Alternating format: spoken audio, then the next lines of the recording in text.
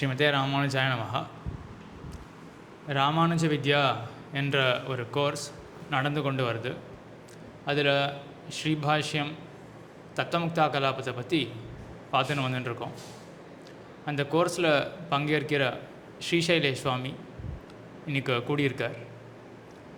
திருவைந்திரபுரம் மாமுனிகள் சன்னதி அர்ச்சகர் பாலாஜி சுவாமியுடைய குமாரர் ஸ்ரீசைலே சுவாமி. எஸ்ஆர்எம் ஈஸ்வரி காலேஜில் பிஇ முடிச்சுட்டு ஆட்டோமேஷன் இன்ஜினியராக இப்போ வேலை பார்த்துட்டுருக்கார். நல்லா சக்ஸஸ்ஃபுல்லாக இருக்கார். எப்படி சொல்லலாம் அப்படின்னா, அவள் கம்பெனியில் வைதிக வேஷத்தோடு வேலை செய்கிறதுக்கு அலோவ் பண்ணுறா. ஒவ்வொரு மாத திருமூல நட்சத்திரத்துக்கும் திருவைந்திரபுரம் போயிட்டு வரத்துக்கு அவள் இடம் கொடுக்குறா. அங்கே ஸ்ரீபெருந்தூர் போன்ற திவ்யதேசங்களில் போய் கைங்கரியம் பண்ணுறதுக்கும் ஒர்க் ஃப்ரம் ஹோம் பர்மிஷன்லாம் கொடுக்குறா. ஆக நல்ல சக்ஸஸ்ஃபுல்லாக இருக்கக்கூடிய ஒரு ஆட்டோமேஷன் இன்ஜினியர். ஸ்ரீபாஷ்யத்தில் நல்ல இன்ட்ரெஸ்டோடு கற்றுட்டுருக்கார். எல்லாருக்கும் ஒரு இன்ஸ்பிரேஷனாக இருப்பார்.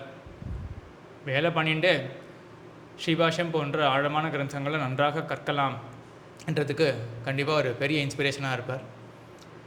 அடியேன் ராமானுஜாசன் சுவாமி.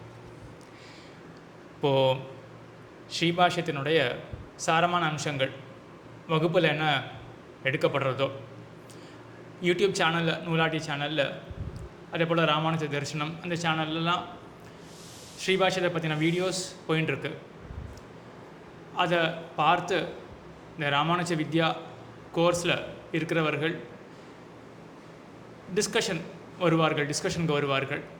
அதில் ஆழமாக தெரிஞ்சுட்டு அந்த விஷயங்களை மேலும் மேலும் அதில் தெளிவை பெற்று நல்லா கருத்துன்னு வரார்கள். ஸ்ரீபாஷ்யத்தை பற்றி யூடியூப் வீடியோஸை பார்த்து மட்டும் ஸ்ரீபாஷ்யத்தை கற்றுக்க முடியாது. அது ஓவராலாக ஒரு ஞானம் கிடைக்குமே ஒழிய எக்ஸாக்டாக தெரிஞ்சுக்கணும் அப்படின்னா நிச்சயமாக கொஞ்சம் இன்டராக்ஷன் இருக்கணும். சந்தேகங்கள் வரும், சிலதெல்லாம் நமக்கு தப்பாக புரிஞ்சுட்டுருப்போம்.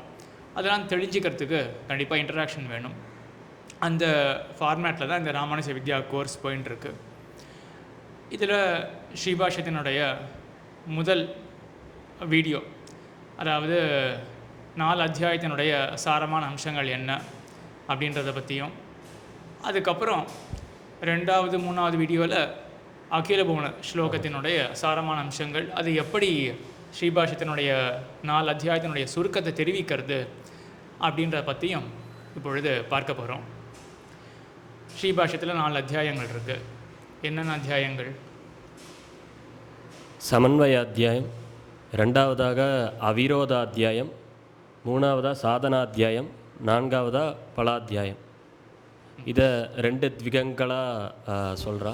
முதல் த்விகமானது விஷயத்விகம், அதாவது முதல் 2 அத்தியாயங்கள் சமன்வயாத்தியாயம், அப்புறம் அவிரோதாத்தியாயம். இது 2ம் சேர்ந்து விஷயத்விகம். அடுத்தபடியாக சாதனாத்தியாயம், பலாத்தியாயம். இது 2ம் விஷயத்விகமாக சாதிக்கிறோம். சரி, த்விகம் அப்படின்னாலே 2த்தினுடைய கூட்டு அப்படின்னு அர்த்தம். ஆமாம், 2 அத்தியாயங்கள் சேர்ந்து த்விகம்னா இருக்குது. விஷயத்விகம், விஷயத்விகம்னா இருக்குது. சரி, விஷயம்னா என்ன, விஷயினா என்ன? எதை பற்றி நாம் அறிய போகிறோமோ, எதை பற்றிய ஞானத்தை நாம் கொள்ளப் போகிறோமோ அதை விஷயம் சொல்லுவோம். பர்ஃபெக்ட். அடுத்தபடியாக பார்த்தோம் அப்படின்னா அந்த ஞானம்தான் விஷயி அப்படின்னு சொல்லுவோம். சரி சரி, இப்போது முதல் அத்தியாயம் சமன்வய அத்தியாயம்னு இருக்கு இல்லையா? இதில் என்ன பிரமேயம்? வேதமானது பல வாக்கியங்களை கொண்டிருக்கிறது. அதில் சொல்ல பிரதிபாதிக்கக்கூடிய அனைத்து விஷயங்களும் யாரிடத்தே பொருந்துகிறது அப்படின்னு பார்க்கச்சு அது எம்பெருமான் ஸ்ரீமன் நாராயணன் கிட்ட தான் பொருந்துறது அப்படின்றத அந்த வாக்கியங்களெல்லாம் எடுத்துக்கொண்டு சமன்வயப்படுத்தி சொல்கிறதுனால அது சமன்வய அத்தியாயம் அப்படின்னு சொல்லி. இது முன்னாடி சொன்னது சரி. அடியேன் சமன்வயம் அப்படின்றது பொருந்துறதுன்னு இருக்கு இல்லையா? அதோட தான் தொடர்பு கொண்டதாக இருக்குது. சமன்வய அத்தியாயம் ஏன் முதல் அத்தியாயத்துக்கு பேர் அப்படின்னா, எல்லா வாக்கியங்களும் பொருந்துகின்றன. யாரிடத்துல? பிரம்மமான ஸ்ரீமன் நாராயணன் இடத்துல எல்லா வாக்கியங்களும். எப்படிப்பட்ட வாக்கியங்கள்? காரணத்துவத்தை பிரதிபாதிக்கக்கூடிய வாக்கியங்கள். அவை எல்லாம் பரபிரம்மமான ஸ்ரீமன் நாராயணன் இடத்திலே பொருந்துகின்றன. அதுதான் சமன்வயமே.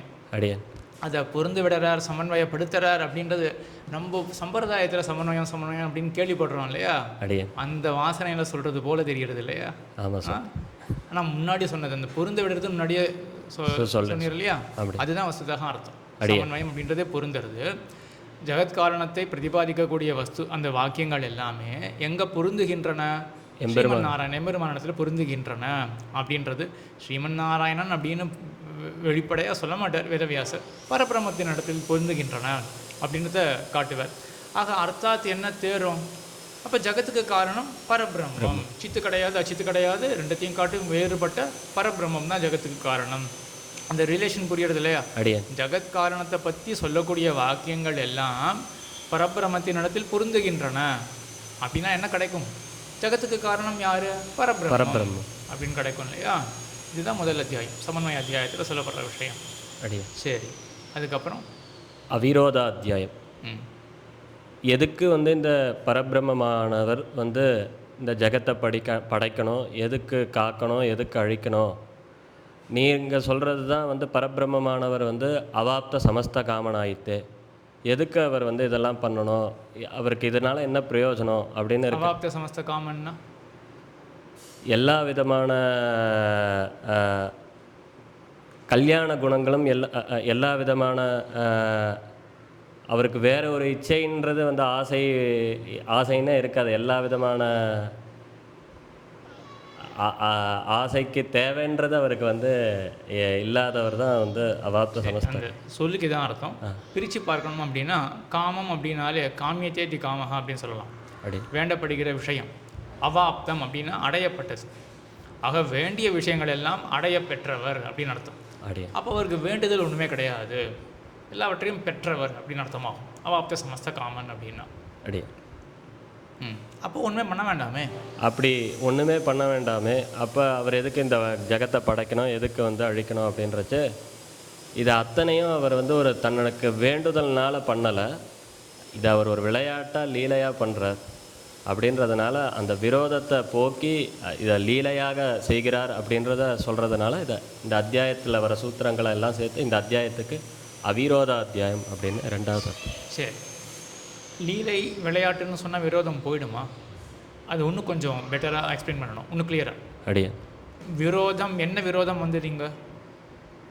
ஒரு பிரயோஜனமே இல்லாத ஒரு செயலை செய்கிறார்ன்ற விரோதம் வருது. தனக்கு எந்த விதமான வேண்டுதல்களுமே இல்லாமல், ஒரு பிரயோஜனமே இல்லாமல் ஒரு படைத்தலையும் காத்தல் அழித்தல் இது மூன்றையும் யாராவது சும்மா பண்ணுவாளா அப்படின்ற ஒரு விரோதம். அந்த மாதிரி ஒரு விரோதம் இருக்கு இல்லையா. சாஸ்திர ரீதியில் பார்க்கணுன்னா எல்லாத்தையுமே எக்ஸாக்டாக சொல்ல வேண்டியிருக்கும் சாஸ்திர ரீதியில். இப்போ விரோதம்ன்றது நீருக்கும் நெருப்புக்கும் விரோதம் இருக்கா? நீர் இருக்கிற இடத்துல நெருப்பு இருக்காது. அதே போல் இருட்டுக்கும் வெளிச்சத்துக்கும் விரோதம் இருக்கா? இருக்கு இல்லையா.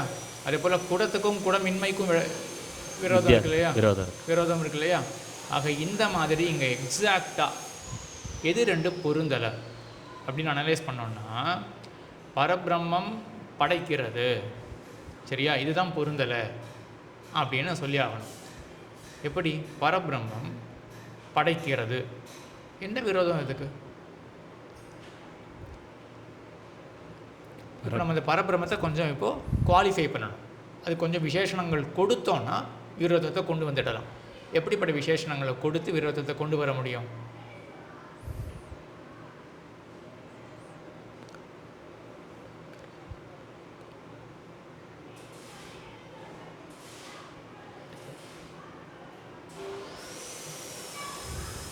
எல்லாவற்றையும் பெற்ற பரபிரம்மம், அவாப்த சமஸ்த காமனான பரபிரம்மம் படைக்கிறது அப்படின்னு விசேஷனம் கொடுத்தோன்னா, குவாலிஃபை பண்ணோன்னா, இப்போ விரோதம் ஸ்புரிக்கிறதா? கரெக்டாக வருதா? இப்போ வருது இல்லையா. இப்போ எல்லாவற்றையும் பெற்ற அவாப்த சமஸ்த காமமாக இருக்கக்கூடிய பரபிரம்மம் அது படைக்கிறது அப்படின்னு இப்போ விரோதம் வருதா? வருது. என்ன வருது? எல்லாவற்றையும் பெற்ற பரபிரம்மமானது எதுக்கு, எல்லாவற்றையும் தன்னிடத்தை கொண்ட பரபிரம்மமானது எதுக்கு படைக்க வேண்டும் அப்படின்னு விரோதம் வருது இல்லையா. சரி, இப்போது அவிரோத அத்தியாயத்தில் என்ன சமணம் பண்ணுறார், எப்படி இந்த விரோதத்தை போக்குறார்? இவை அனைத்தையும் தனக்கு வேண்டுதலுக்காக பண்ணவில்லை, இது அனைத்தையும் எம்பெருமானானவர் லீலையாக செய்கிறார். அதனால் அவாப்த சமஸ்த காமன்ற பதமும் அவருக்கு பொருந்தும், இந்த ஜெகத்தை படைக்கிறார்ன்ற அந்த விஷயமும் அவர்கிட்ட பொருந்தும் அப்படின்றது இருக்கு இல்லையா. அவாப்த சமஸ்த காமமான பரபிரம்மம் படைக்கிறது அப்படின்னு முன்னாடி இருந்தது. என்ன சந்தேகம் எழுந்தது? படைத்தல் அப்படின்றது ஒரு தொழிலாக இருக்குது. அப்போ ஏதோ ஒரு பயனுக்காக அப்படின்னு ஆகணுமே.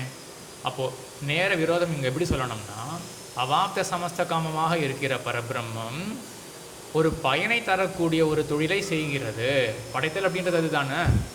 இங்கே தான் விரோதமே. இப்போது அவாப்த சமஸ்த காமமாக இருக்கிற பரபிரம்மம் ஒரு பிரயோஜனத்தை கொடுக்கக்கூடிய படைத்தல் என்கிற தொழிலை செய்கிறது. விரோதம் ஸ்பஷ்டமாக இருக்கு இல்லையா. இப்போ போக்கினது எப்படி? அவாப்த சமஸ்த காமம் அப்படின்ற பதத்தை நம்ம விடலை. அவாப்த சமஸ்த காமமாக இருக்கிற பரபிரம்மம் என்ன மாற்றின்ட்டோம்? ஒரு பயனை தரக்கூடிய தொழிலை செய்கிறது என்று சொல்லாமல் அதை லீலையாக செய்கிறது, அவ்வளவுதான் அப்படின்றத மாற்றிட்டோம் இல்லையா. இப்போது அந்த விரோதத்தை ஆபாதனம் பண்ண, அதை ஏறிட்டு கொடுத்த பூர்வபக்ஷத்தில் நம்ம ஒரு மாற்றத்தை செய்தோம். என்ன பண்ணோம்? அந்த விசேஷணத்தை மாற்றிட்டோம். பூர்வபக்ஷத்தில் இருக்கக்கூடிய விசேஷனம் எப்படி சொன்னாம, அவாப்த சமஸ்த காமனாகிய பரபிரம்மம் படைத்தலாகிய தொழிலை பயனை தரக்கூடிய படைத்தலாகிய தொழிலை செய்கிறது அப்படின்னு அவன் சொன்னான் இல்லையா. பயனை தரக்கூடிய தொழிலை செய்கிறது அப்படின்னு. அங்கே தான் விரோதமே வந்தது. நம்ம என்ன பண்ணோம்? பயனை தரக்கூடிய செயல் அப்படின்றத மாற்றிட்டோம். லீலை அப்படின்றதுனால என்ன அர்த்தம்? அது பயனை தரக்கூடிய செயலாக இருக்கணும்னு அவசியம் கிடையாது. பயனாகிற செயல் அதுவே ஸ்வயம் பிரயோஜனம் அப்படின்னு சொன்னால் இப்போ விரோதமே வரலையே. ஸ்பஷ்டமாக இருக்கு இல்லையா. இன்னொன்று தர்க்கம் சாஸ்திரம் அந்த மாதிரி சாஸ்திர வாசனையிலேருந்து இந்த மாதிரி தான் பிரித்து பார்க்குறதுக்கு எவ்வளோ ஹெல்ப்ஃபுல்லாக இருக்குது. இந்த மாதிரி விரோதம் அப்படின்னாலே மேலடம் நமக்கு தெரிஞ்சிடும். ஆனால் சாஸ்திர ரீதியில் யோசிச்சோன்னா இதுதான் எக்ஸாக்டா அப்படின்னு தெரிஞ்சுட்டுலாம். சரி, இது வந்து அவிரோத அத்தியாயம். இப்போ இந்த ரெண்டும் சேர்ந்து என்ன ஆகுது? விஷயத்விகம் அப்படின்னு பார்த்தோமா. சமன்வய அத்தியாயம் அதே போல் அவிரோத அத்தியாயம் சேர்ந்து விஷயத்விகம் அப்படின்னு பார்த்தோம். விஷயம்னா என்னது? எதை பற்றி நாம் அறிகிறோமோ அது விஷயம். இங்கே என்ன விஷயம்? பரபிரம்மம் தான் விஷயமாக இருக்கு இல்லையா. அப்போது நம்மளுடைய ஞானத்துக்கு விஷயமாக இருக்கக்கூடியது பரபிரம்மம். அதை பற்றி தானே இங்கே தெரிவிக்கிறது முதல் 2 அத்தியாயங்களில். அதனால் இது விஷயத்விகமாக இருக்குது. சமன்வய அத்தியாயம், அவிரோத அத்தியாயம். சரி, மேலே 3வது சாதன அத்தியாயம். சாதன அத்தியாயம். இந்த விஷயமாகிற பரபிரம்மத்தை நாம் எதை கொண்டு அறிந்தோம் அப்படின்னா ஞானத்தை கொண்டு தான் அறிகிறோம். அப்படின்னா சாதன பக்தி தான். பக்தியை கொண்டு நாம் பக்தியை வழியாக கொண்டு இந்த பரபிரம்மத்தை நாம் அறிகிறோம். பக்தியை கொண்டு இந்த பரபிரம்மத்தை நாம் அடைகிறோம் அப்படின்னு இருக்கிறதுனால அது சாதன வழியாக இருக்கிறதுனால சாதனாத்தியாயம் சொல்கிறோம். இன்னும் டாட்ஸை கனெக்ட் பண்ணோம். வழி வந்து சாதனம் வந்து பக்தி யோகம் தான். பரபிரம்மத்தை அடையிறதுக்கு சாதனம் பக்தி யோகம் தான். வேதாந்த ரீதியில் சம்பிரதாயத்தில் எம்பெருமானை உபாயம் அப்படின்றது அது தனியாக இருக்கட்டும். வேதாந்த ரீதியில் பக்தி யோகமானது பகவானை அடைவதற்கு உபாயமாக இருக்கு இல்லையா. அந்த சாதனமான பக்தி யோகத்தை பற்றி பேசுறதுனால 3வது அத்தியாயம் சாதன அத்தியாயம் இருக்கு. சாதனமாகிற பக்தியை பற்றி பேசக்கூடியதுனால் அது சாதனா அத்தியாயம். 4வதாக வந்து பலாத்தியாயம். இந்த பக்தியை பண்ண பிற்பாடு ஒரு ஜீவனானவன் முக்தியை அடைகிறான். முக்தியை அடைந்த பிற்பாடு அவன் வந்து அதுதான் வந்து அந்த பலாத்தியாயத்தில் அதில் ஆரம்பித்து அந்த அனுபவம், அதுக்கு பிற்பாடு அவனுக்கு என்னென்ன அனுபவங்கள் ஏற்படுகிறது அப்படின்றத வந்து சொல்கிறது தான் வந்து பலாத்தியாயம். சரி, அதான் பலாத்தியாயம். இப்போ ரெண்டுத்தையும் சேர்த்து விஷயத்விகம். எப்படி விஷயாக ஆறுது? ரெண்டும் பக்தியும் அனுபவமும் எப்படி விஷயாக ஆறுது? ஏன்னா பலன்றது அனுபவம், பகவத் அனுபவம் தான் ஜீவாத்மாவுக்கு இருக்கக்கூடிய பலன். சரி, எப்படி இருந்தும் பக்தியும் அதே போல் பலமாகிற இந்த அனுபவம் பகவத் அனுபவமும் விஷயி அப்படின்னு சொல்லணும். எப்படி சொல்லலாம்? அதுதான் வந்து பக்தியினாலே வரக்கூடிய ஞானம்தான் பக்தி ரூபா பண்ண ஞானமாக இருக்கிறதுனால அந்த வழியுமே வந்து விஷயித்விகம். விஷயினா முன்னாடி சரியாக சொல்லியா எடுத்தேன். அடியான் விஷயினா என்ன?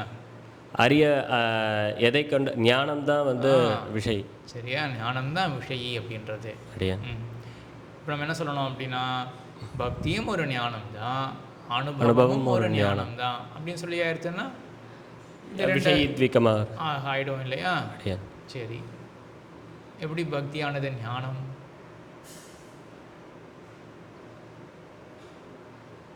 பக்தின்றதே ஞானம் தானே. பக்திஷ ஞான விசேஷா.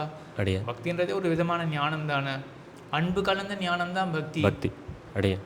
ஆகையினால அன்பு பக்தின்றது ஞானம் தானே. அடியன். விஷயம் தாராளமாக சொல்லலாம். சரி, அதுக்கப்புறம் 4வது அத்தியாயத்தில் பலம் பகவத் அனுபவம். அனுபவமும் ஒரு ஞானம். எப்படி எம்பெருமானை போய் சேவிக்கிறோம், எம்பெருமான் இருக்கான் அப்படின்னு தெரியறது, அதுவே ஆனந்தம்தான். நமக்கு வேண்டிய விஷயத்தை பற்றி வரக்கூடிய ஞானம் அதுதான் ஆனந்தம், அனுபவம். ஆக அனுபவமும் ஒரு ஞானம் தானே. அப்போ ரெண்டுமே விஷயி தானே. அடியன். எந்த ரெண்டு? பக்தியும் பலம் அனுபவமும் ரெண்டுமே வந்து ஞானம். ரெண்டுமே ஞானம் தான், ரெண்டுமே விஷயி தான். ஆகையினால ரெண்டுத்தையும் சேர்த்து விஷயத்விகம் என்று சொன்னால் தட்டில்லை. ஆக 4 அத்தியாயம் 2 த்விகம் அதனுடைய சுருக்கத்தை பார்த்தோம். இனி மேற்கொண்டு நம்ம அகில புவன ஜென்ம அப்படின்ற அந்த ஸ்லோகம், அதனுடைய சுருக்கம், அதே போல் அதில் 4 அத்தியாயங்கள் எப்படி தெரிவிக்கப்படுகின்றன என்பதை அடுத்த எபிசோடில் பார்க்கலாம். ஸ்ரீமதே ராமானுஜாய நமஹ. ஸ்ரீமதே ராமானுஜாய நமஹ.